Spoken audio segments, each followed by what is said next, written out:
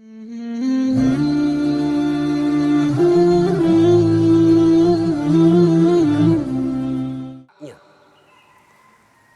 kemudian memerintahkan, tangkap itu pemuda itu, kejar itu anak muda. Dikejarlah anak muda ini, dihinalah anak muda ini, ingin dibunuh. Lalu mereka masuk ke dalam gua. Sebelum mereka tidur, 7 pemuda ini berdoa kepada Allah, ya Allah, lindungi dan selamatkan kami. Tidurlah mereka. Begitu mereka terbangun, bakuliah berapa lama kini tidur, Dik? Berapa lama orang tidur? Apa kata yang satu? Dia bilang, baru pici kemarin. Nah, bilang, tidak, metaki metin roye. Cobalah kau keluar pergi beli sesuatu. Dikasihlah uang itu 1 orang, piko beli di warung. Pergilah beli ini di warung. Begitu dia bayar, apa kata tukang warung? Bos, ini uangmu 309 tahun yang lalu ini laku. Dia bilang, agak tuh si masa aja itu kok. Dia bilang, ini uangmu ndak laku ini. Nah baru pak kemarin ini. Dia bilang, tidak, ini uangmu berlaku 309 tahun yang lalu. Berapa lama dia tidur, Pak? Ternyata bukan 1 hari, bukan 1 tahun, bukan 100 tahun. Berapa? 309 tahun. Tidak masuk di akal. Tapi kalau Allah yang mau, terjadi. Ada di sini pernah tidur 2 hari? Ada? Tidur tidak bangun-bangun? Kecuali kita koma atau sakit, tidak pingsan. Tapi kalau tidur 2 kali 24 jam, bangun pasti pusing Pak. Tidak masuk akal. Tapi kalau Allah yang mau, pasti terjadi. Tidak percaya, buka surah Al-Kahfi. Masih tidak percaya, berhenti bagi jadi Islam. Kisah kedua, Ibrahim alaihissalam. Dakwah, la ilaha illallah, tiada Tuhan selain Allah, jangan sembah kecuali Allah. La ilaha illallah, Ibrahim Rasulullah. Tapi bagaimana reaksi pengusaha penguasa pada saat itu? Ini ajaran Ibrahim, ajaran sesat. Tangkap dia, kejar. Tangkap. Masih ingat kisahnya Ibrahim? Kan Ibrahim alaihissalam rajanya waktu itu Namrud. Raja Namrud ini dia punya kebiasaan, tradisi, agama nyembah berhala. Siapa yang membuat sembah berhala itu? Bapaknya. Coba, Ibrahim alaihissalam nabi, la ilaha illallah, tiada Tuhan selain Allah, justru bapaknya bikin patung berhala. Ketika Ibrahim mau lawan bapaknya, agak tahu sih yang mbokku ya. Orang la ilaha illallah, nah dia pergi bikin patung berhala. Akhirnya apa? Ibrahim mau lawan bapaknya. Ketika Ibrahim mau lawan bapaknya, ditegur sama Allah. Ibrahim sadar kok, bapakmu itu. Tapi dia nyembah berhala. Tapi itu ambokmu. Aja muewai. Tapi dia nyembah berhala. Allah berfirman, lebih baik kau yang mengalah. Kau yang keluar dari desamu. Jangan kau lawan bapakmu. Dengar baik-baik ini anak muda. Ini anak muda sekarang mentang-mentang belajar agama tinggi-tinggi. Ada tradisi orang tuanya tidak anggap sesat. Bapak ini kafir. Wah, bapaknya bilangi kafir. Ada itu, ada anak-anak saya, sepupu saya di Tarakan, belajar agama, baru 2-3 bulan belajar agama, itu pun belajar agama melalui YouTube. Ilaha illallah. Mak download, tak 1 menit, 2 menit, begitu masih jalan itu ceramah, habis kuotanya, habis itu ceramah. Nah pahami setengah-setengah, langsung nak bilang, bapak ini bid'ah. Kenapa kau bilang kau bid'ah, sesat? Tak sia, tidak ada pada zaman Nabi tak sia. Nah ini langsung bapaknya marah, bertengkar. Saya bilang, di mana kau belajar agama dong? Di mana kau belajar agama? Bapakmu kau kafirkan hanya gara-gara dengar ceramah. Apa jeleknya tak sia? Kalau tidak mau kau balik bilang tak sia, bilang kau ceramah kematian. Apa larangannya ceramah kematian? Apa isinya? Baca ayat suci Al-Quran. Mana ayat yang melarang orang baca ayat suci Al-Quran? Apa isinya? Orang yang didatangi berduka kita hibur. Apa larangannya? Ayo. Apalagi isinya tak sia. Ceramah agama. Ada orang dilarang ceramah. Apalagi di isinya, kita datang bersilaturahmi. Masa kita dilarang bersilaturahmi? Apalagi isinya, orang dikasih makan. Dosakah orang dikasih makan? Kalau ada orang bilang, wah dilarang merepotkan, bikin susah orang berduka. Cocok, setuju. Jangan menyusahkan orang berduka. Setuju. Mana disebut menyusahkan orang berduka? Bapak dikasih teh gelas, bapak minta teh botol. Ah, itu bikin susah orang itu. Dikasih air gelas, nah bilang kopi mix kasih kak. Ah, itu bikin repot itu. Tapi ini orang sudah mampu ji. Lagi pula itu di Makassar saya lihat, bukan lagi tuan rumah yang sediakan kue, tapi orang-orang tamu, ada yang bawa roti gulung, ada yang bawa teh, ada yang bawa kue tradisional. Lalu apa salahnya kita bersedekah? Kalau judulnya takziah, kau tidak mau bilang ceramah takziah, sudah bilang saja pengajian atas berdukanya meninggalnya ini. Sudah. Sama maulid bid'ah, tidak ada pada zaman Nabi. Oh, cocok. Kalau tidak mau kepala lagi pakai istilah maulid, pakai saja sirah nabawiyah, ceramah tentang Nabi. Apa salahnya, bos? Adabnya Ibrahim alaihissalam, tegur sama Allah. Bapaknya nyembah berhala namanya Azar, bikin patung. Ibrahim mau ribut. Sadar kau Ibrahim, ambokmu ya tuh, ajak muai. Kau yang keluar dari desamu. Coba. Begitu kita wajib menghormati orang tua. Jadi bapak-bapak yang masih ada orang tuanya, pulang kampung lalu ketemu.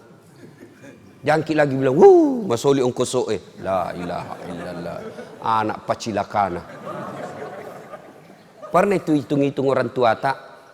Pernah itu hitung-hitung orang tua atau tak nak kasih sekolah ki? Andai saja bisa nak jual harga dirinya, nak jual dirinya untuk kita sekolah. Masa gara-gara sewa pesawat kita berpikir?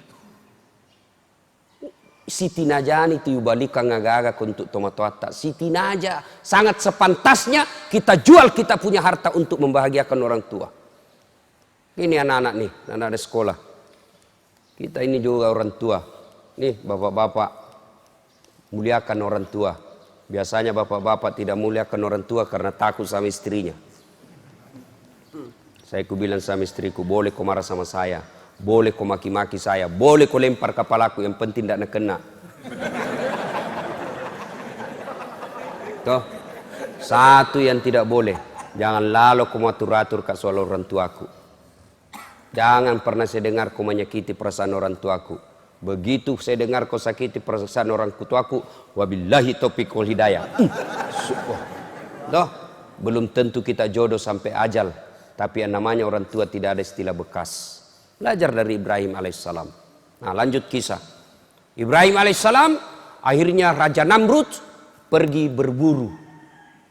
Ibrahim alaihissalam pergi berburu, Raja Namrud pergi berburu, Raja Ibrahim masuk di, ya kayak tong kira-kira kalau kita orang Islam, masjidnya, rumah berhalanya Raja Namrud, dia hancurkan semua itu berhala-berhala. Ambil ikan pak, nawasai manang pak, nak cepuk kepalanya, pak, nak hancurkan kakinya, nak patahkan lehernya. Satu nak tinggal. Itu berhalanya Namrud yang paling besar, berdiri dan kebetulan tangannya begini. Wah, itu Ibrahim kampaknya nak simpan di tangannya Raja Namrud, naikai. Itu kampak wase naik di tangannya. Datang Raja Namrud berburu, masuk rumah ibadahnya. Wih kaget, ini gamale yang tak kasih, ini gamale yang tak kasih Tuhan. Siapa yang hancurkan Tuhan kita? Siapa yang hancurkan kepalanya? Sebarkan intel. Oh, ternyata informasi tahu Ibrahim yang lakukan. Ibrahim sidang, disidang, lalu dinyatakan Ibrahim menurut penelitian dan pemeriksaan kamu yang hancurkan Tuhan-Tuhan kami. Nah bilang Ibrahim, siapa bilang? Bukan saya. Kandalakah kalau saya? Tentu dalam hadis tidak ada bilang kandal. Dalam cerita tidak ada bilang kandal. Tahu aja enggak? Bukan saya. Apa kata Ibrahim? Bukan saya, ini. Nah ini boleh-boleh tulis namanya ini. Nah bilang bukan saya, ini. Kata ininya, ini menunjuk dirinya, meskipun tangannya menunjuk patung. Bukan saya, ini. Nah ini boleh-boleh tulis namanya ini. Saya itu tulis itu kan perlu bersayap dia kalau berbicara. Kenapa kau terlambat? Tidak terlambat, kau yang cepat datang.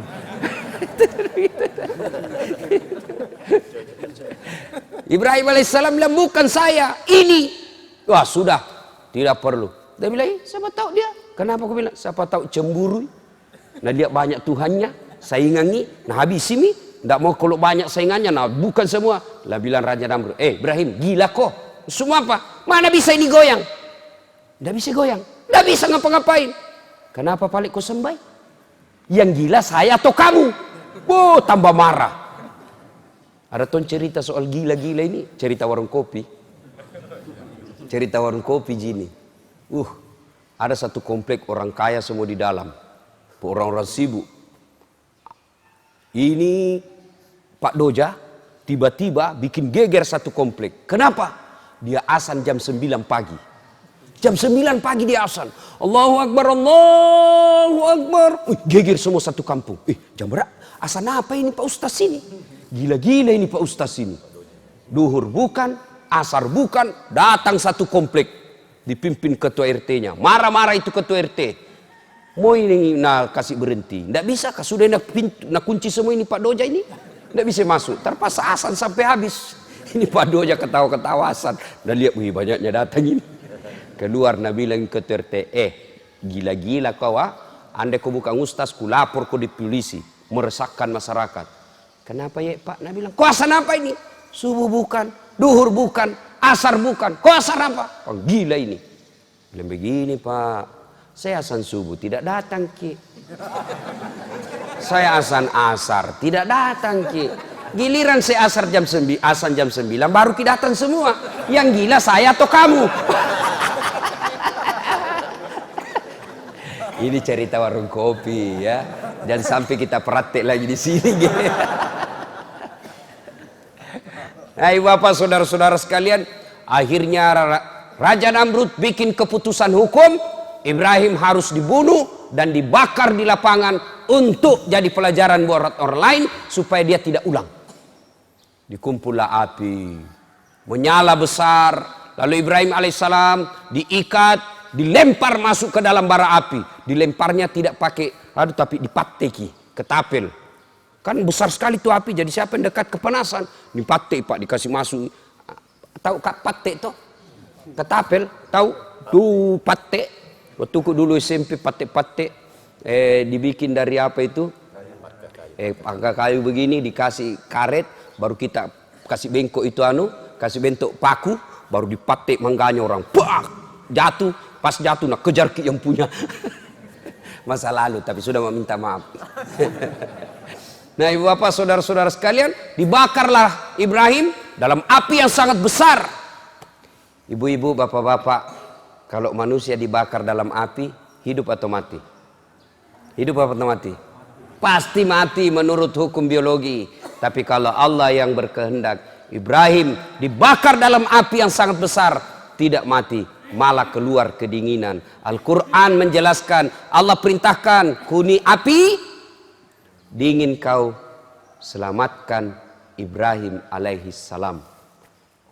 Dia bilang Quran, dingin dan selamatkan Ibrahim. Andai saja tidak ada kata selamat, membeku Ibrahim. Dingin, selamatkan Ibrahim alaihissalam.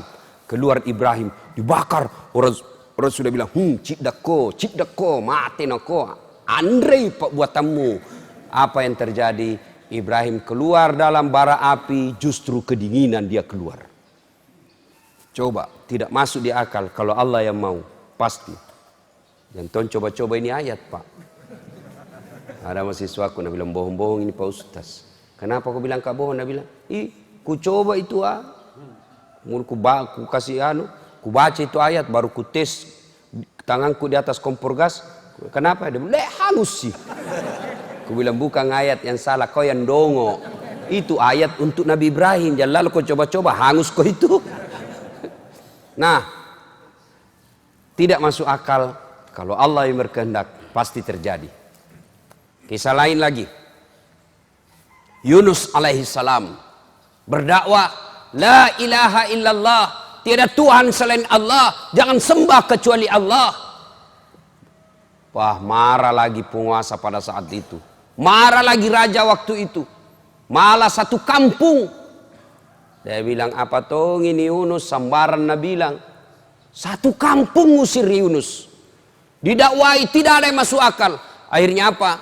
Yunus alaihissalam berpikir, sudah mi, orang tidak ada semua dapat hidayah di sini. Dek memang toga buat-buat na ye, dah cundek ke. Sudah, Yunus alaihissalam bersangka buruk kepada Allah. Sudah, orang busuk semua ini kampung ini tidak akan mendapat hidayah. Yunus alaihissalam bersangka buruk, lalu dia tinggalkan kampungnya. Lalu begitu dia tinggalkan kampung, dia naik ke atas perahu. Begitu naik di atas perahu, overload, kelebihan penumpang. Dia bilang, Pak Kapten, mohon maaf, kita kelebihan penumpang. Kalau kita jalan penumpang lebih, maka bisa jadi tenggelam kapal kita. Hanya harus ada yang di luar, dilempar turun ke laut. Siapa mi? Supaya adil, gocangi. Undi. Tulis namamu masing-masing, kita undi. Undi. Keluar. Siapa nama keluar? Yunus alaihissalam. Nah bilang, Kapten, tabe, lompat maki. Itulah, salai, ulangi, gocangi lagi. Gocal lagi. Siapa nama keluar? Masih Yunus. Dia bilang, kau lagi bos. Satu kali pi, gocal lagi. Keluar, Yunus lagi. Dia bilang, mohon maaf, keluar maki. Lompat turun ke laut. Begitu sampai di laut, dimakan oleh ikan. Macam-macam perbedaan pendapat ulama. Ada bilang ikan hiu, ada bilang ikan paus. Pokoknya ikan besar. Yang maki persoalkan itu nama ikannya. Pokoknya ikan besar. Berapa lama dalam perut ikan? Berbeda pendapat ulama. Ada yang bilang ada yang bilang 30 hari, ada yang bilang 40 hari, ada juga bilang 7 hari. Berbeda-beda. Jangan maki persoalkan berapa lama, yang penting lama. Tuh. Nah, dalam perut ikan. Kira-kira bisa hidup manusia dalam perut ikan? Bisa kira-kira, Pak? Tidak mungkin. Tapi kalau Allah yang mau, pasti terjadi. Dalam perut ikan, Yunus alaihissalam baru sadar. Dia baru bertaubat kepada Allah. Wah, ternyata saya salah. Saya sangka buruk kepada sekampungku. Saya tinggalkan tanggung jawabku. Maka Yunus alaihissalam berdoa, La ilaha illa anta, subhanaka inni kuntu minadz zalimin. La ilaha, tiada Tuhan kecuali kecuali anta, engkau ya Allah, subhanaka, maha suci engkau, inni, sesungguhnya saya, kuntum minadz zalimin, telah menzalimi diri saya sendiri. Dia baca terus itu Yunus dalam perut ikan. Dengan izin Allah, batu ini ikan mesei, keluar Yunus selamat. Tidak masuk akal manusia bisa masuk dalam perut ikan. Ada mi pernah di sini masuk perut ikan? Ada mi Pak? Pak Ketua sudah pernah masuk perut ikan? Kalau saya ikan ku kasih masuk perutku. Di rumahnya Pak Ketua tadi malam makan ikan goreng, mantap, pasti masuk perutku. Tapi kalau Allah yang mau Pak, terjadi. Yunus alaihissalam. Kisah lagi. Isa alaihissalam. La ilaha illallah, tiada Tuhan selain Allah. Isa Rasulullah, jangan sembah kecuali Allah. Dan Isa adalah utusan Allah. Apa yang terjadi? Masya Allah. Sebelumnya Isa, seorang perempuan, ya, lahir tanpa suami. Ibunya maksudnya. Saya tanya, bapak-bapak, bisa ndak perempuan hamil tidak ada suaminya? Tidak pernah ketemu, tidak pernah disentuh laki-laki. Bisa? Bisa kira-kira? Tidak mungkin. Kata ilmu kedokteran, mana bisa perempuan hamil tidak pernah disentuh laki-laki. Tapi kalau Allah yang mau, Siti Maryam, wanita suci, tidak pernah disentuh laki-laki, sekalipun tidak pernah disentuh laki-laki, hamil melahirkan Isa alaihi salam. Coba, cuma sekarang banyak tong perempuan mau saingan Siti Maryam. Tidak ada suaminya melahirkan, beleng-beleng. Nikah kok baik-baik. Apa gara-gara apa ini orang banyak begitu Pak? Uang panai. Gara-gara ini tradisi kita yang tidak betul. Yang perlu banyak itu mahar, bukan uang panai. Kalau uang panai habis saja untuk hura-hura. Tapi kalau mahar menjadi modal kerja. Mahar seperangkat alat sholat, baru tidak pernah dipakai.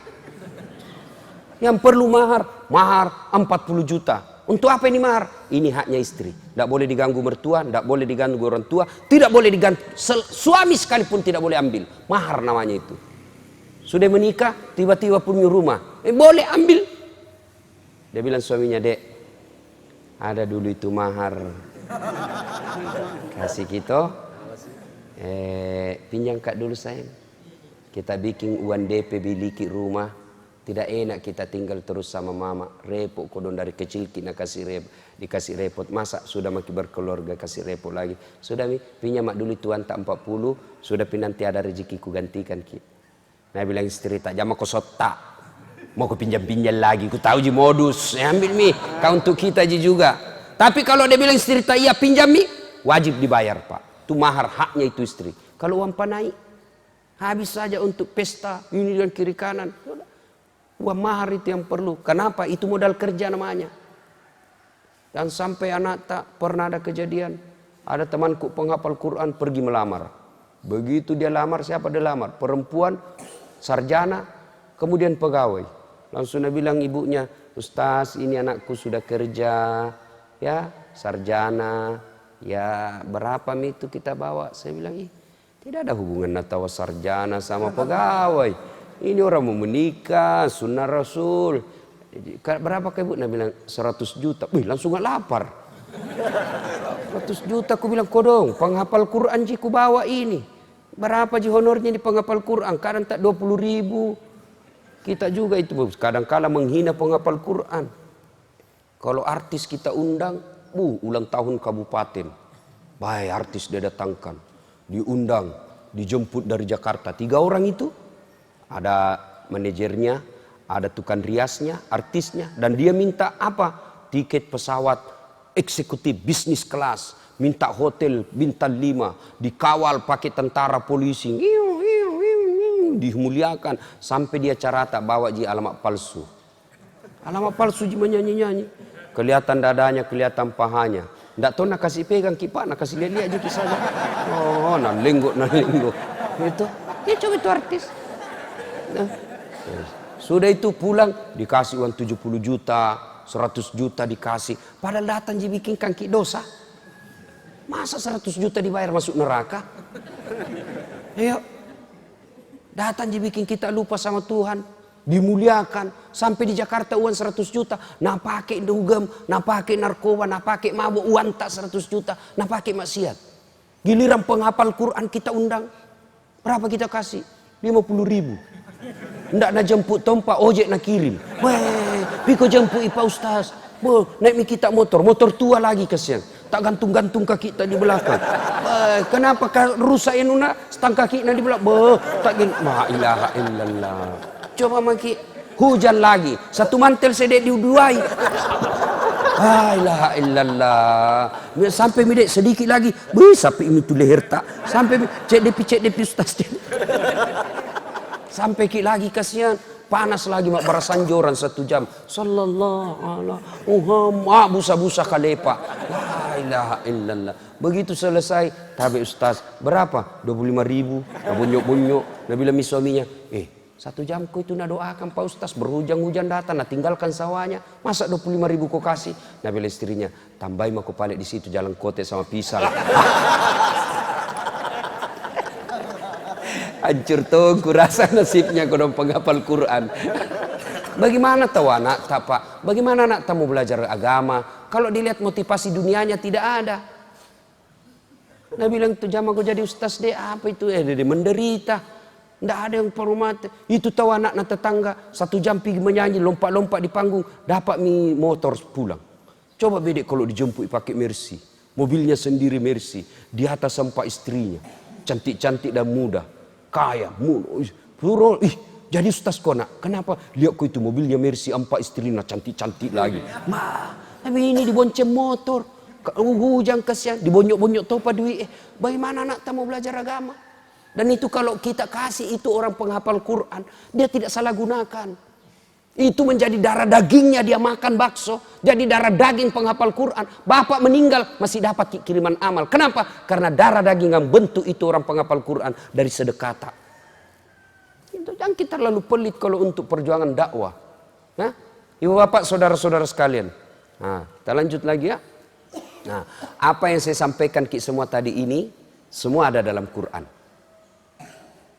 Yang paling dekat contoh dengan kita. Nabi, la ilaha illallah Muhammad Rasulullah. Tiada Tuhan selain Allah, Muhammad Rasulullah. Marah seluruh pembesar-pembesar Quraisy. Barang ini Muhammad, 4 saja Tuhan tak masih setengah mati ki. Apalagi 1, siapa yang urus ki? Kan itu waktu sebelum Nabi itu 4 Tuhannya orang Arab. Latta, Manat, Uzza dan Hubal. 4 Tuhan tak, nah masih susah ki. Kau bilang 1, bagaimana kita mau hidup baik-baik? Nah 4 saja urus ki, susah. Akhirnya Nabi hijrah, diusir, kejar, masuk gua Hira. Masuk dalam gua Hira dikejar. Allah turunkan pertolongan. Apa yang Allah turunkan? Bukan malaikat, bukan tentara manusia. Tapi apa? Bukan burung ababil. Apa yang Allah turunkan? Sarang laba-laba. Laba-laba. Tahu laba-laba? Nah, bahasa Perancisnya garangkang. Ini laba-laba bikin sarang di mulut gua. Begitu didapat sama Abu Jahal. Abu Jahal bilang, tidak mungkin ada manusia di dalam. Kalau ada manusia Muhammad di dalam, pasti tidak ada ini sarang. Pasti ini robek. Bayangkan Pak. Pendekar-pendekarnya Arab jahiliyah waktu itu. Kejar Nabi Muhammad, kekuatannya kuat. Kira-kira tentara pilihan kalau sekarang. Kejar Muhammad. Siapa yang kalahkan ini tentara pilihannya? Orang-orang kafir. Laba-laba. Coba kita lihat itu laba-laba Pak. Sarangnya ambil pulpen tak letakkan di atas. Pasti robek. Pasti robek itu sarang laba-laba. Ambil sendok. Simpan di atasnya. Pasti robek. Begitu rapuhnya sarang laba-laba. Tapi kalau Allah yang mau. Sarang laba-laba yang rapuh mengalahkan tentara-tentara pilihannya Abu Jahal.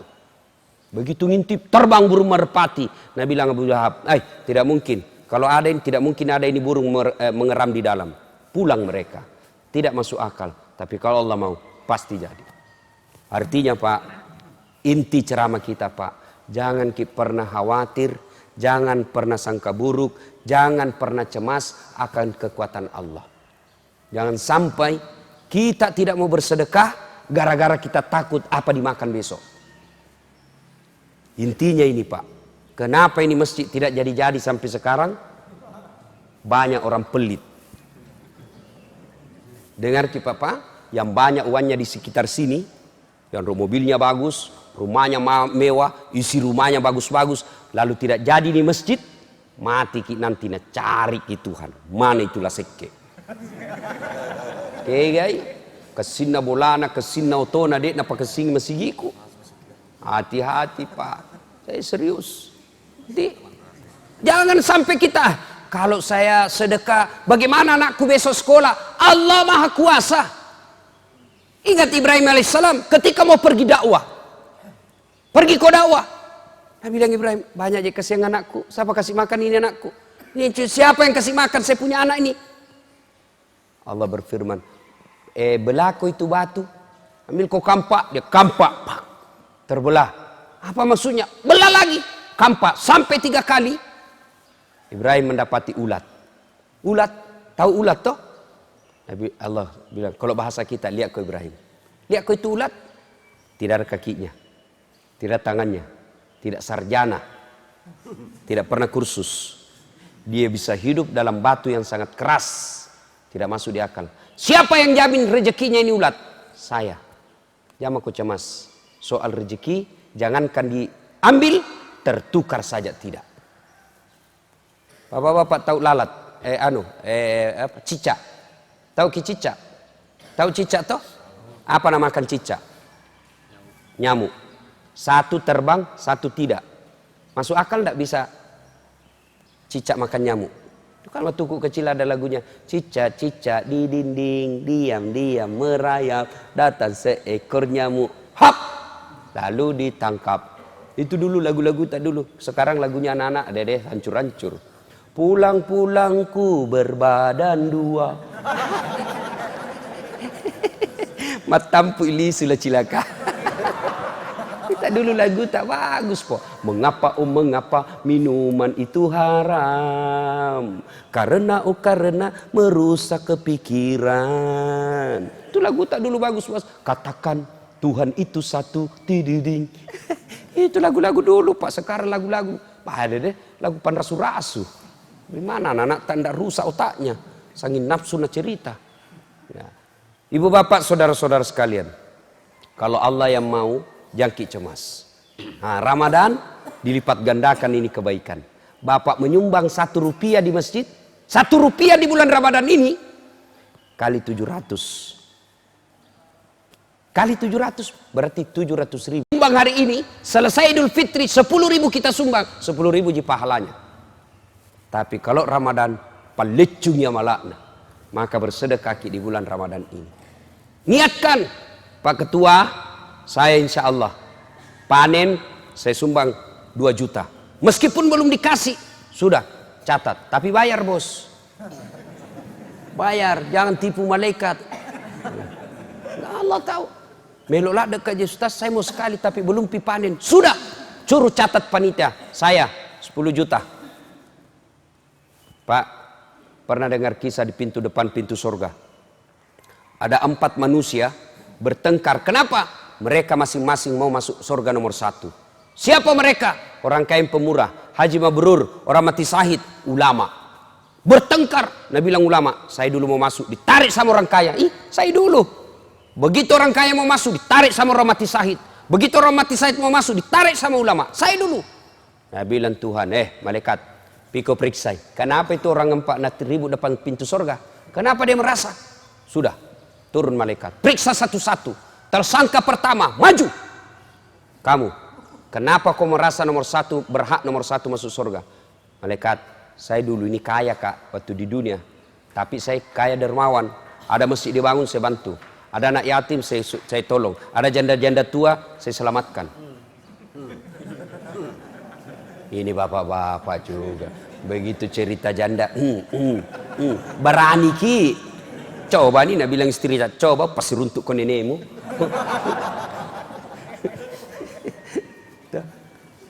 Ibu-ibu mau ki cepat masuk surga? Mau ki bu? Pasti takut ini ibu-ibu ini. Mau ki bu? Suruh suami tak kawin lagi. Cepat masuk surga bu. Dan sudah bilang jami Ustaz, banyak jalan menuju surga. Memang banyak tapi macet. Ini jalan pintas, ini jalan tol. Cerita warung kopi sini, cerita warung kopi. Bapak saudara-saudara sekalian, saya haji, saya kaya, bangun orang, saya bantu manusia, sesamaku manusia, saya bantu. Katanya orang kaya yang pemurah nomor 1 masuk surga. Katanya, ditanya, siapa kasih tahu kau? Ulama. Kalau begitu ndak boleh kau lumba ulama. Mundur kau. Mundur. Panggil haji. Kau haji? Kenapa? Saya dulu hidup haji. Haji mabrur. Bukan haji kajili-jili. Kau banyak tahu itu haji kajili-jili pak. Malam pengantin sanggil lomba domi nak kerja. Lomba domi pada malam ini hadiah 27 inci televisi berwarna. Pemenangnya juara 1 Haji Bedu pasangan Haji Baco. Kapan haji Pak Beta mak domeng? Haji kajili-jili. Itu haji. Lomba tadarus haji. Itu cocok itu. Setelah saya pulang dari haji, saya rajin berjamaah. Saya pulang dari haji, saya rajin sedekah. Saya pulang dari haji, menjadi hidupku lebih baik. Katanya haji mabrur nomor 1 masuk surga. Katanya. Tanya, siapa kasih tahu kok? Ulama. Sama. Tidak boleh kau lumbai ulamamu. Mundur kau. Mundur. Panggil orang ketiga. Kamu, kenapa? Jibril, saya dulu mati syahid kak. Ada yang hina agama, ada yang hina nabi, ada yang melecehkan kitab suci. Saya perang di Palestina. Mati saya kena peluru. Katanya orang mati syahid nomor 1 masuk surga. Katanya sih. Siapa kasih tahu kok? Ulama. Sama. Mundur kok. Tidak boleh kulumbai ulamamu, madosa kok, mabusuk kok. Panggil nomor 4. Kamu, kenapa tonsel kau merasa nomor 1? Nah bilang, saya yang itu tadi ulama, nah cerita semua ini. Saya lah Ustaz Dasat. Oh, kau Ustaz. Tapi Pak Ustaz. Masuk pagi. Dalam Ustaz. Alhamdulillah. Bajik tanam, alhamdulillah. Begitu dekat pintu surga, astagfirullah. Nabi yang 3, apa kau lagi talekang, istighfar, disuruh mau kau masuk. Masuk aku cepat. Dia bilang, tunggu dulu malaikat. Betul saya dakwai mereka. Betul saya beritahu mereka. Betul saya ceramai mereka. Tapi saya bisa jadi ustadz karena jasa-jasanya orang kaya. Saya jadi ustadz, ada orang kaya kasih saya duit beli buku tempatku saya belajar. Ada orang kaya bangun sekolah tempatku menuntut ilmu. Ada orang kaya bangun masjid tempatku berdakwah. Saya ini jadi ustadz karena gaya jasa-jasanya orang kaya. Saya maluin sama orang kaya. Saya hormati orang kaya yang telah membantu saya. Sampaikan kepada Allah, saya sudah terima penghargaannya, tapi saya memuliakan orang kaya yang pemurah. Tapi biar kita dulu, Dain. Masuklah orang kaya yang pemurah ke dalam surga. Orang kaya yang pemurah kelak di akhirat nomor 1 masuk surga. Kaya pemurah, tapi kaya yang seke kikirigalla paku jambatan cilaka kombo. Nomor 1 masuk kemana? Ke neraka. Terserah kita pak, mau pilih mana? Ibu-ibu kalau sedekah suami tak tidak tahu, apalagi sembunyi-sembunyi karena takut sama ibu, suami tak nanti masuk surga, ibu masuk neraka. Jangan kita terlalu pelit pak. Bayangkan Pak Ketua, saya sumbang 10 tegel, 10 sak tegel, paling 2-3 juta. Oke, selama itu tegel dipakai sujud pak, maka selama itu mengalir amal tak, itu disebut amal jariah. Itu tegel di rumah tak, tidak ada gunanya. Ustadz, saya bantu semen 50 sak, 5 kali 5, 25, 2.500.000 pak. Tidak nak kasih miskin gitu 2.500.000. Mari bantu ini masjid pembangunannya pak. Saya tidak punya uang Ustadz, bantu dengan tenaga. Ada kerja bakti, kita datang angkat-angkat. Saya tidak punya tenaga Ustadz karena sibuk. Oke, bantu dengan kekuasaan. Saya ketua DPR, saya wakil bupati, bantu dengan jabatan kita. Apa? Proposal terima. Bantu dengan kekuasaan kita. Saya tidak punya kekuasaan, saya tidak punya uang, saya tidak punya tenaga, tapi saya punya otak, saya mahasiswa. Oke, kau yang gambar itu desainnya. Pakai ilmumu, gunakan komputermu untuk bikin surat-suratnya. Dan berpartisipasi. Saya juga bukan mahasiswa, saya tidak punya apa-apa, tidak punya uang, bukan juga pejabat. Bantu dengan cara apa? Diam. Diam kok. Jangan kau banyak bicara cilaka. Tidak pernah Tommy datang di masjid. Tidak pernah Tommy mas sumbang. Mako bawa nolah seke. Mega bicaramu. Oh, tidak begitu. Banyak itu yang begitu. Aniat. Dede, iko na tuna belender matu setang. Ayo Bapak Ibu saudara-saudara sekalian. Andai saja kita lihat itu pahalanya itu sedekah pak. Kita jual semua itu harta tak untuk sedekah. Demi Allah, tidak ada orang bangkrut gara-gara sedekah. Percaya kita. Apalagi masih Ramadan ini. Niatkan kita, Pak. Pak Haji, saya 5 sak, saya 1 sak semen. Itu sudah sedekah. Jangan kita terlalu pelit. Adik-adik belajar kita sedekah dari kecil. Belajar sedekah dari kecil. Dan Alhamdulillah, orang yang rajin bersedekah nanti nomor 1 masuk surga. Bapak, saudara-saudara sekalian, inilah tausiah kita pada taklim kita kali ini. Mudah-mudahan ada manfaat. InsyaAllah kehadiran kita akan menjadi amal kebaikan dan bekal untuk di akhirat kelak. Terima kasih Pak Ketua yang mengundang saya datang ke tempat ini. Mudah-mudahan apa yang Pak Ketua kurbankan, apa yang Pak Ketua untuk mendatangkan Ustadz. Karena kalau bukan Pak Ketua Pak, tidak bisa hadir di sini. Pengurus masjid mengundang, tapi Ustadz sibuk Kak. Tuh, pembeli tiketnya mahal. Tuh. Dia bilang, ya makin neti ya, pesawat Ustaz, naik mobil maki, aja 12 jam. Mabuk orang, wow, masa Ustaz mabuk-mabuk mau ceramah Pak. Alhamdulillah, ada anggota dewan kita yang mau datangkan Ustaz, Alhamdulillah ya. Kita doakan Pak Ketua, Pak Wakil Bupati, Pak Wakil Bupati hebat tong kuliah ini menjadi kelompok hijrah. Pagi-pagi nak kirimi saya video ceramah. Ku bilang hebat tong ini Pak Wakil ini ustaz na ceramai. Alhamdulillah masih muda ya. Kita saling mendoakan. Mari kita awali doa kita ini dengan meringkan surat Fatihah. Khasiat dan keutamanya kita ikhlaskan untuk orang tua kita masing-masing. Al-Fatihah.